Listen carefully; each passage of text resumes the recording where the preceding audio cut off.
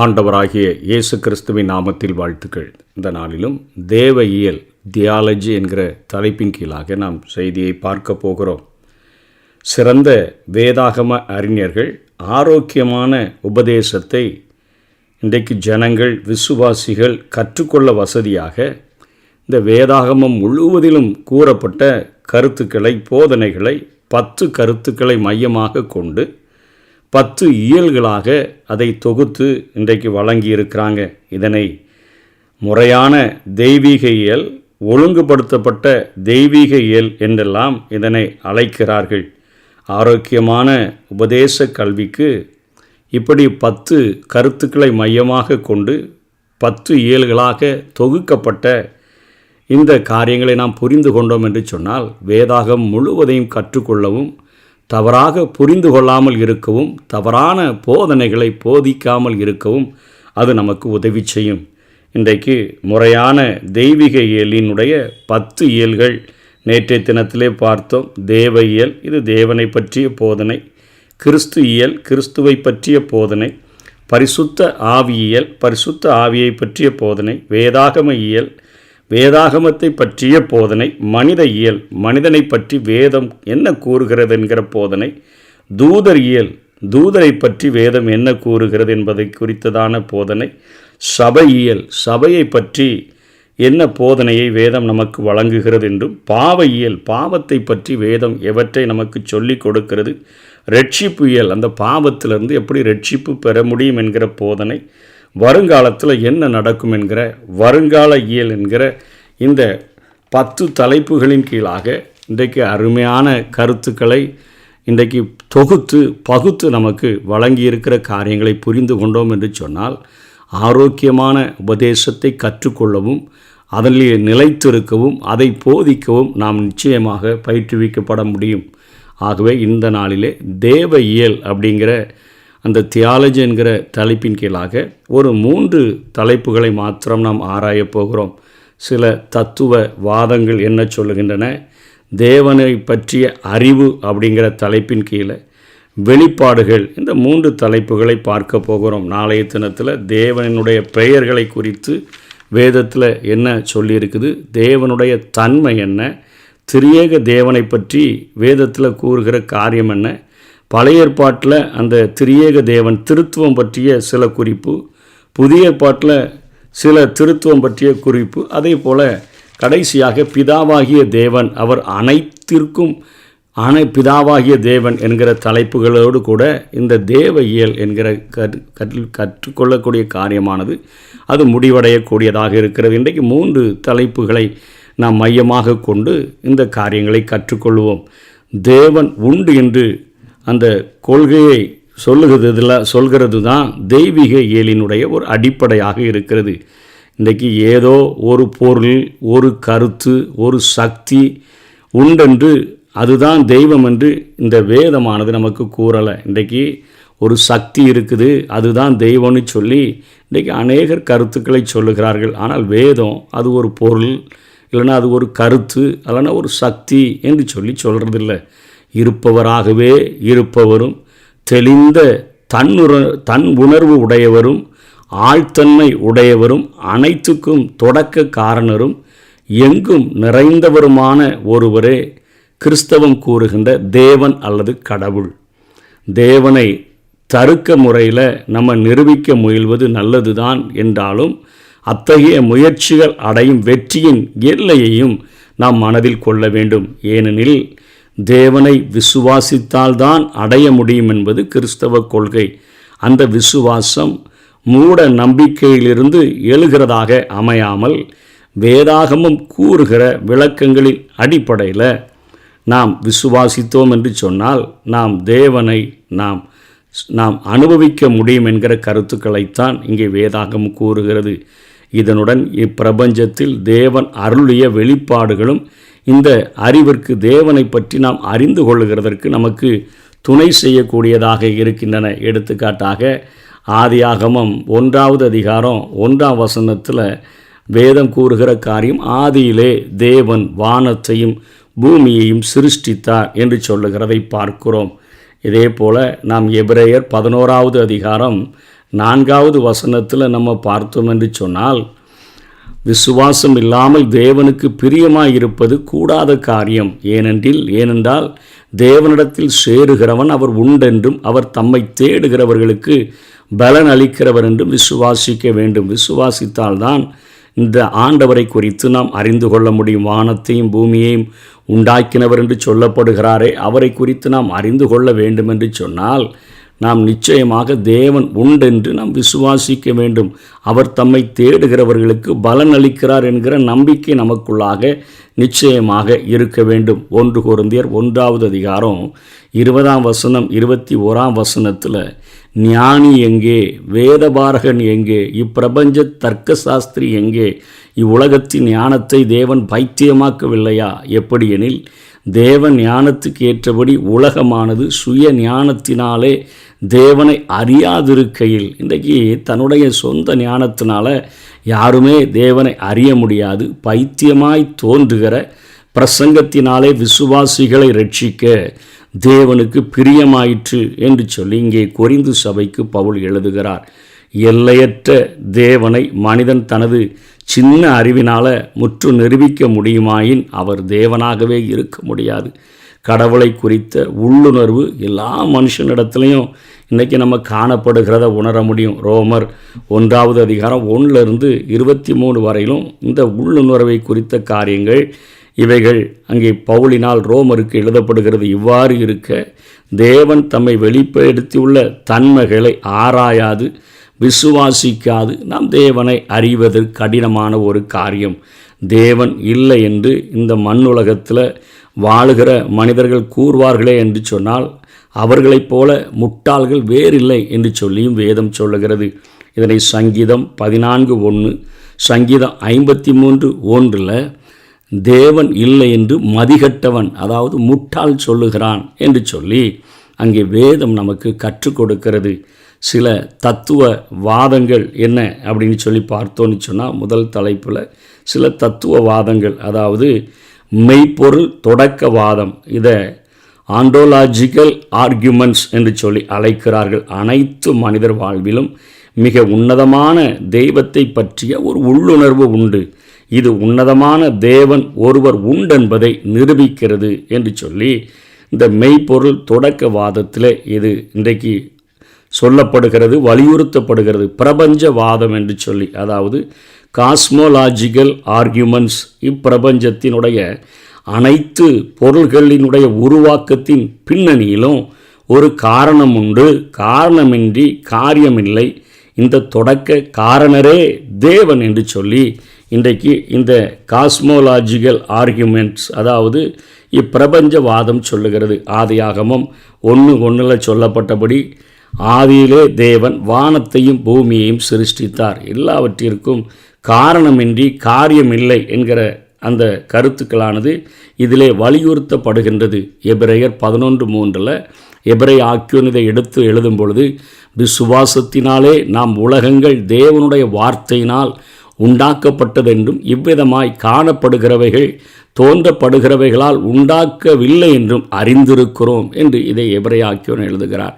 இன்றைக்கு மூலப்பொருள்களை உடைத்து, அணுக்களை உடைத்து, அணுக்களில் இருக்கக்கூடிய காரியங்களை உடைத்து அந்த மையப்பகுதியை உடைக்கும் பொழுது காட் பார்ட்டிக்கிள் என்று சொல்லி கண்டுபிடித்திருக்கிறார்களே, அந்த காட் பார்ட்டிக்கிள் என்று சொல்லுகிற அந்த மூலக்கூறுக்குள்ளே அணுக்குள்ளே அதுக்கும் சின்னதாக இருக்கக்கூடிய அந்த காட் பார்ட்டிக்கிள் அதனுடைய கேரக்டரை ஆராயும் போது அது எப்படி ஒரு சத்தத்தினுடைய அந்த பாதை எப்படி மேலும் கீழுமாக சென்று வரக்கூடியதாக இருக்கிறதோ அந்த கேரக்டர் உடையதாக ஒரு சத்தம்தான் இன்றைக்கு எல்லாவற்றையும் உண்டாக்கி இருக்கிறது என்று சொல்லி இன்றைக்கு ஆராய்ச்சியாளர்கள் கண்டுபிடித்து இருக்கிறார்கள்.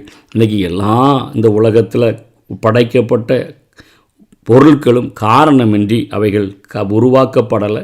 இதனுடைய தொடக்க காரணர் தேவன். ஆதியிலே தேவன் வானத்தையும் பூமியும் சிருஷ்டித்தார். உண்டாக கடவது என்கிற வார்த்தையின்படி அது எல்லா அணுக்களுக்கும் நடுப்பகுதியில் இருக்கக்கூடிய அந்த சின்ன பொருளாகிய அந்த பொருளுக்கு இன்றைக்கு உடைத்து பெயர் வைத்து இருக்கிறார்கள் காட் பார்ட்டிக்கிள். அது ஒரு சத்தத்தினுடைய கேரக்டரை, அதாவது ஒரு வார்த்தையினுடைய கேரக்டரை உடையதாக அது காணப்படுகிறது. இதனைத் தொடர்ந்து லட்சிய காரணவாதம் டெலியோஜிக்கல் ஆர்கியூமெண்ட்ஸ் என்று சொல்லி இது அழைக்கப்படுகிறது. இந்த பிரபஞ்சத்தில் எங்கு பார்த்தாலும் மிகவும் நேர்த்தியான ஒரு ஒழுங்கையும் அமைப்பையும் காண முடிகிறது. அவை ஒரு லட்சிய நோக்குடன் வடிவமைக்கப்பட்டுள்ளதை நாம் உணர முடிகிறது. எனவே இதன் பின்னணியில் ஒரு தெளிந்த அறிவும் லட்சிய பாங்குமுள்ள ஒருவர் உண்டென்பது நமக்கு அது புலனாகக்கூடியதாக இருக்கிறது. அவரே தேவன் என்று சொல்லி இதை வேதம் நமக்கு கற்றுக் கொடுக்கிறது. இதை அறிந்து கொண்ட சங்கீதக்காரன்தான் சங்கீதம் 94 அவர் 9வது வசனம் 10வது வசனத்தில் அவர் கூறுகிற காரியங்களை நாம் பார்த்தோம் என்று சொன்னால், 9ஆம் வசனம் 10ஆம் வசனத்தில் காதை உண்டாக்கினவர் கேளாரோ, கண்ணை உருவாக்கினவர் காணாரோ, ஜாதிகளை தண்டிக்கிறவர் கனிந்து கொள்ளாரோ, மனுஷனுக்கு அறிவை போதிக்கிறவர் அறியாரோ என்று சங்கீதக்காரன் சொல்லுகிறார். இதே சங்கீதக்காரன் சங்கீதம் 19 அத்தனை காரியங்களை வெளிப்படுத்துகிறார். வானங்கள் தேவனுடைய மகிமையை வெளிப்படுத்துகிறது. இன்றைக்கி ஒரு பில்டிங்கை கட்டிட்டு அநேக பில்லர்களை போட்டு தான் இன்றைக்கி அவைகளை நிறுத்த வேண்டியது இருக்கிறது. வானத்தை பார்க்குறோம், அவைகளுக்கு எந்த பில்லரும் இல்லை. வானங்கள் அது தேவனுடைய மகிமை அத்தனையாய் நமக்கு வெளிப்படுத்துகிறது. ஆகாய விரிவருடைய கரத்தின் கிரியைகளை அறிவிக்கக்கூடியதாக இருக்கிறது. பகலுக்கு பகல் வார்த்தையை பொழிகிறது, இரவுக்கு இரவு அறிவை தெரிவிக்கிறது. அவைகளுக்கு பேச்சு இல்லை. சூரியனோ சந்திரனோ வானமோ ஆகாய விரிவோ நம்மகிட்ட பேசுகிறதே இல்லை. பேச்சும் இல்லை, வார்த்தையும் இல்லை. அவைகளின் சத்தம் கேட்கப்படுவதும் இல்லை. சூரியன் உதித்த உடனே அது சத்தம் போட்டுட்டு உதிக்கிறதும் இல்லை. சந்திரன் உதித்த உடனே சத்தம் போடுறதில்லை. நட்சத்திரங்கள் உதித்த உடனே மனுஷங்கிட்ட அது பேசுறதில்லை. பேச்சு இல்லை, வார்த்தை இல்லை, சத்தம் கேட்கப்படல. ஆகிலும் அவைகளின் சத்தம் பூமி எங்கும், அவைகளின் வசனங்கள் பூச்சக்கரத்து கடைசி வரைக்கும் செல்லுகிறது. அவைகளில் சூரியனுக்கு ஒரு கூடாரத்தை ஸ்தாபித்தார் என்றே பார்க்கிறோம். ஆகவே வேதம் இன்றைக்கு அருமையான இந்த படைப்புகளை லட்சியம் அந்த காரணவாதத்தில் இப்படிப்பட்ட காரியங்களை ஆண்டவர் உண்டாக்கி வைத்திருக்கிறார் என்கிற ஒரு நேர்த்தியான ஒரு ஒழுங்கு, ஒரு அமைப்பு. காலையில் சூரியன் உதிக்குது, சாயந்தரத்தில் மறைகிறது, இரவில் சந்திரன் வருகிறது. அந்த பகலும் இரவு மாறி மாறி எத்தனையாய் ஒழுங்கான ஒரு படைப்புகள் இருக்கிறத நம்ம பார்க்கிறோம். அதே போல் அறவாதம், அதாவது மாரல் ஆர்கியூமெண்ட்ஸ். மனிதனுக்கு ஒரு மனசாட்சி இருக்குது. சட்ட ஒழுங்குகளுக்கும் நீதிகளுக்கும் தலைவர் என்ற நிலையில் தேவன் மனித மனசாட்சியை வடிவமைத்து வைத்திருக்கிறார். இன்றைக்கு மனசாட்சிக்கு தெரியும், நான் ஒழுக்கமான வாழ்க்கை வாழ்கிறேனா, ஒழுக்கக்கேடான வாழ்க்கை வாழ்கிறேனா. ஒழுக்கமில்லாத வாழ்க்கை வாழ்ந்தேன்னு சொன்னால் நான் தண்டிக்கப்படுவேன். ஒழுக்கத்தோடு கூட வாழ்ந்தேன் என்று சொன்னால் நான் பிரதிபலனை பெற்றுக்கொள்ளுவேன் என்கிற காரியங்கள் எல்லாம் இன்றைக்கு இந்த தெய்வீக இயலுடன் ஒத்து போகிறத நம்ம உணர முடியும். அதே போல் வரலாற்று நிலையிலான வாதம், இதனை யூனிவர்சல் பிலீஃப் ஆர்கியூமெண்ட்ஸ் என்று சொல்லி அழைக்கிறார்கள். உலகின் எங்குமுள்ள மனிதர் நடுவிலும் தேவனை பற்றிய ஒரு உணர்வு இருக்குது. அவர்கள் ஏதாவது ஒரு நிலையில் அவர்களுக்கு இந்த உணர்வு இருக்கிறதுனால தான் பூஜை செய்கிறாங்க, ஆராதனையில் ஈடுபடுகிறாங்க. விலங்குகளை பார்த்தோன்னு சொன்னால் அவைகள் எதுவுமே பூஜை செய்கிறதில்ல, ஆராதனைகளில் ஈடுபடுறதில்லை. அப்போ அதை பார்க்கும்பொழுது மனிதன் மாத்திரம் இந்த ஒரு உள்ளுணர்வை பெற்றிருக்கிறானே அப்படின்னு நம்மை சிந்திக்க செய்யுது. இதனை மனிதனினுடைய பாரம்பரிய நிலையிலான வெறும் பின்பற்றுதல் என்று சொல்லி யாரும் தூக்கி எறிஞ்சிட முடியாது. மிருகங்களுக்கு இல்லாத அந்த கேரக்டர் இன்றைக்கி உலகம் எங்குமுள்ள மனிதர்களுக்குள்ளாக இப்படிப்பட்ட ஒரு தேவனை பற்றிய ஒரு உணர்வு இருக்குத. இந்த காரியத்தை தான் யூனிவர்சல் பிலீஃப் ஆர்கியூமெண்ட்ஸ் என்று சொல்லி அழைக்கிறார்கள். ஆகவே சில தத்துவ வாதங்களை நாம் மையமாக கொண்டு வேதத்தில் நம்ம பார்க்கும் பொழுது அவைகளுக்கு அருமையான விடை கிடைக்கிறதை நாம் கற்றுக்கொள்ள முடிகிறது. தேவனை பற்றிய அறிவு என்கிற தலைப்பின் கீழாக இந்த தேவ இயலை 2வது தலைப்பின் கீழே பார்த்தோன்னு சொன்னால், தேவனை பற்றி அறிய முடியும்னு சொல்கிறாங்க, அறிய முடியாதுன்னு சொல்லி இன்றைக்கு வாதிடுகிறவர்கள் அநேகர் காணப்படுகிறார்கள். ஆனால் இந்த கிறிஸ்தவ கொள்கையின்படி நம்மை சிருஷ்டித்த தேவன் நம்முடைய சின்ன அறிவுக்கு அவர் அப்பாற்பட்டவராக இருந்த போதிலும் கூட நமது மொழி வர்ணைக்கு, நம்முடைய கற்பனை உணர்வுகளுக்கு அவர் அப்பாற்பட்டவராக அவர் விளங்குகிறார் என்பது உண்மைதான். ஆனாலும் அவர் தம்மை வெளிப்படுத்தி வழங்கியுள்ள காரியங்கள் வழியாக மண்ணுலக வாழ்க்கையில் எவ்வளவு அறிய தேவை உண்டோ அந்த அளவுக்கு நம்ம அறிந்து கொள்ள முடியும். ஆகவே அவரை அறிய முடியாதுன்னு சொல்லி நம்ம ஒரு நாளும் ஒதுக்கி வைக்க முடியாது. அவரை அறிந்து கொள்ளுகிறதற்கு முழுமையாக நம்ம அறிய முடியாது தான். ஆனால் அறிந்து கொள்ளுகிறதற்கு வேதம் வெளிப்படுத்தின அளவிற்கு நாம் நிச்சயமாக அறிந்து கொள்ள வேண்டும். யோபு 11:7 தேவனுடைய அந்தரங்க ஞானத்தை நீர் ஆராய்ந்து சர்வ வல்லவருடைய சம்பூரணத்தை நீர் அறியக்கூடுமோ அப்படின்னு தான் அங்கே யோபுவில் எழுதப்பட்டிருக்கிறதை பார்க்கிறோம். இதனைத் தொடர்ந்து ஏசாயா 40வது அதிகாரம் 18வது வசனத்திலையும் நம்ம பார்த்தோம் என்று சொன்னால், இப்படி இருக்க தேவனை யாருக்கு ஒப்பிடுவீர்கள், எந்த சாயலை அவருக்கு ஒப்பிடுவீர்கள் என்று சொல்லி அங்கே தீர்க்கதரிசி எழுதியிருக்கிறதை பார்க்கிறோம். சங்கீதம் 145வது அதிகாரம் 3ஆம் வசனத்தை நம்ம பார்த்தோம் என்று சொன்னால், கர்த்தர் பெரியவரும் மிகவும் புகழப்படத்தக்கவருமாயிருக்கிறார், அவருடைய மகத்துவம் ஆராய்ந்து முடியாது என்று சொல்லப்பட்டிருக்கிறதை பார்க்கிறோம். அதனைத் தொடர்ந்து சங்கீதம் 147:5 நம்முடைய ஆண்டவர் பெரியவரும் மகாபலமுள்ளவருமாயிருக்கிறார், அவருடைய அறிவு அளவில்லாதது என்று சொல்லி எழுதப்பட்டிருக்கிறதை பார்க்கிறோம். அதனைத் தொடர்ந்து சங்கீதம் 139 மனிதனுடைய படைப்புகளை குறித்து சங்கீதக்காரன் அவர் அறிந்து சொல்லுகிறார்.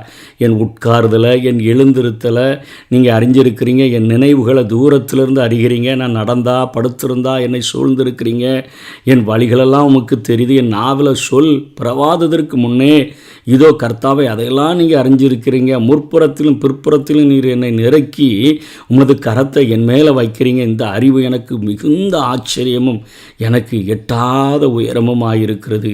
உம்முடைய ஆவிக்கு மறைவாக நான் எங்கே போவேன், உம்முடைய சமூகத்தை விட்டு நான் எங்கே ஓடுவேன், நான் வானத்துக்கு ஏறினாலும் நீங்கள் அங்கே இருக்கிறீங்க, பாதாளத்தில் படுக்க போட்டாலும் நீங்கள் அங்கே இருக்கிறீங்க, நான் விடிய காலத்து செட்டைகளை எடுத்து சமுத்திரத்தின் கடையாந்திரங்களை போய் தங்கினாலும் அங்கேயும் உமது கை என்னை நடத்தும், உமது கரம் என்னை வலது கரம் என்னை பிடிக்கும், இருள் என்னை மூடிக்கொள்ளும் என்றாலும் இரவும் என்னை சுற்றி வெளிச்சமாக இருக்கும். உமக்கு மறைவாக இருளும் அந்தகாரப்படுத்தாது, இரவும் பகலை போல வெளிச்சமாக இருக்கும், உமக்கு இருளும் வெளிச்சமும் சரி. இன்றைக்கு அதை தொடர்ந்து சொல்கிறார், நான் பிரமிக்கத்தக்க அதிசயமாய் உண்டாக்கப்பட்டபடினால நான் உம்மை துதிப்பேன் என்று சொல்கிறாரு. நான் ஒளிப்படத்தில் உண்டாக்கப்பட்டு பூமியின் தாழ்விடங்களில் விசித்திர வினோதமாய் உருவாக்கப்பட்ட போது என் எலும்புகள் உமக்கு மறைவாய் இருக்கவில்லை, என் கருவை உடைய கண்கள் கண்டது என்று சொல்லியெல்லாம் இங்கே சங்கீதக்காரன் தேவனை பற்றி அத்தனையான காரியங்களை நாம் சொல்லி இருக்கிறதை பார்க்க முடிகிறது. ரோமர் 11வது அதிகாரம் 33 35 வரையிலும் பார்க்க முடிகிறது. அதனைத் தொடர்ந்து 1 கொரிந்தியர்லையும் அங்கே பவுல் அப்போஸ்தலன் கொரிந்து சபைக்கு எழுதுகிறார். 2வது அதிகாரத்தில் 10-12 அவர் சொல்லுகிற காரியங்கள் என்ன? நமக்கோ தேவன் அவைகளை தமது ஆவியினாலே வெளிப்படுத்தினார். ஆகவே தான் வேதாகமம் இந்த தேவ இயல் என்கிற தலைப்பின் கீழாக நமக்கு கற்றுக் கொடுக்கிறது. இன்றைக்கு அந்த ஆவியானவர் எல்லாவற்றையும் தேவனுடைய ஆழங்களையும் அறிந்திருக்கிறார். மனுஷனிலுள்ள ஆவியே அன்றி மனுஷரில் எவன் மனுஷருக்குரியவைகளை அறிவான்.